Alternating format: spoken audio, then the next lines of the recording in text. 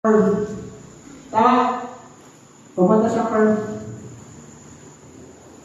So therefore, hanapin natin yung value ng x. Yung y sub c natin, yan ang square, y na yan.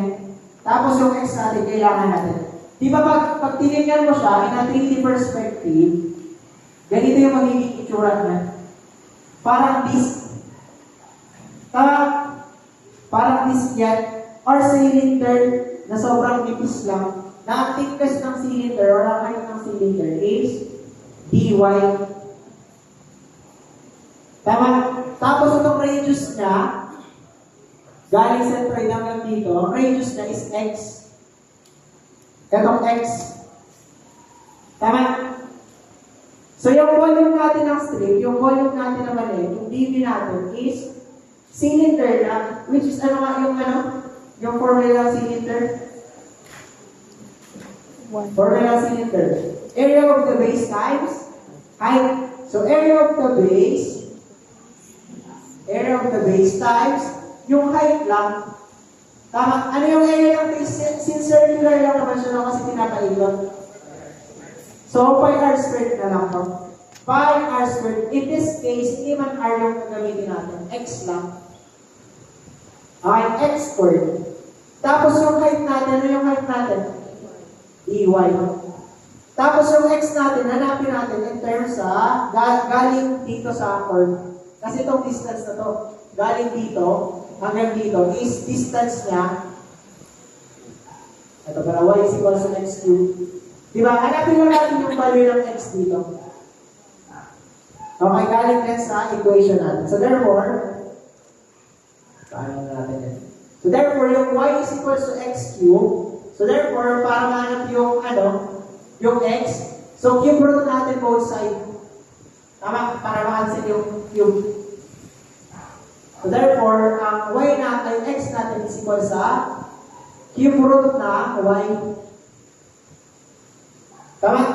Hinahanap pa lang natin ang... Tapos pwede ko na yan ilagay dito. Okay? Pero ba yan? Ito na yung dv natin.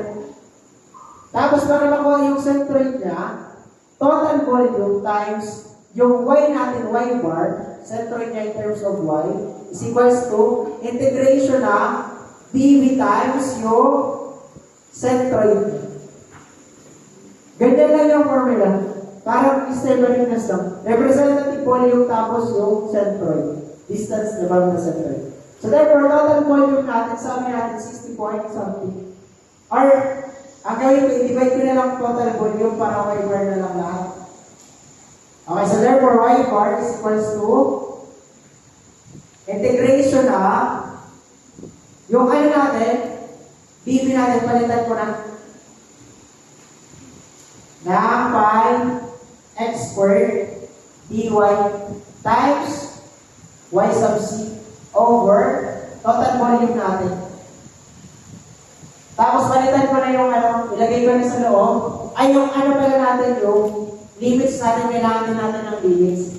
Di ba galing siya dito? Which is, ito yung origin. Galing siya dyan. So, from 0 hanggang dito sa top.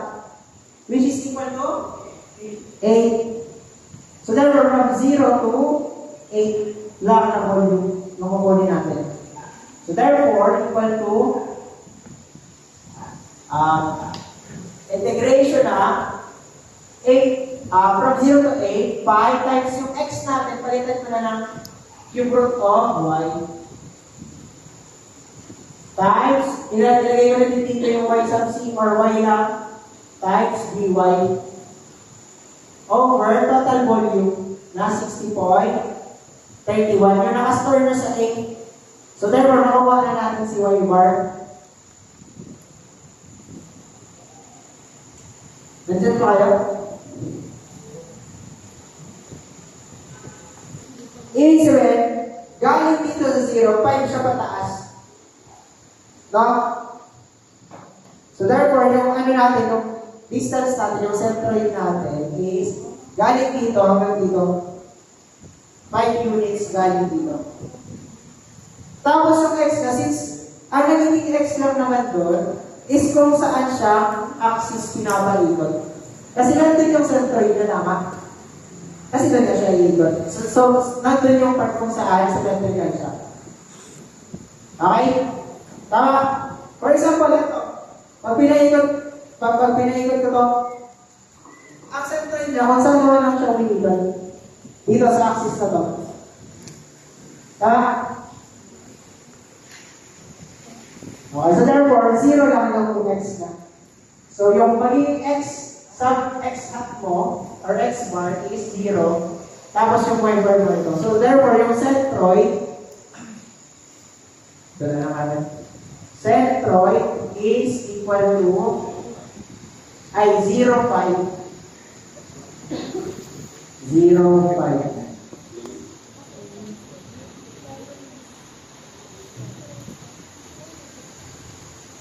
Yung 0.5, sir.